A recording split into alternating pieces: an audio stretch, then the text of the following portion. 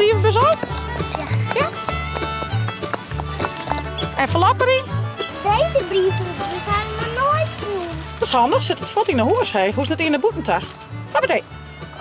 Nou, volgende. Nou, dan weer nummer 1, jongens. Papa. Op je ellebogen er weer een steeds dat ik samen riep.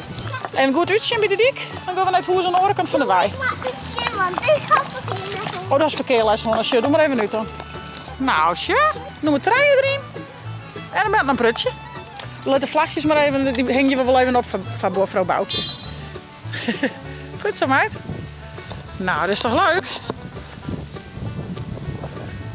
Laten we eens even zien. De hele buurt mooi versierd. Toppie. High five, goed holpen. Topper. Nou, ik zal aan wat eten, meidje, maar dit had ik maar klaar. Ga fietsen.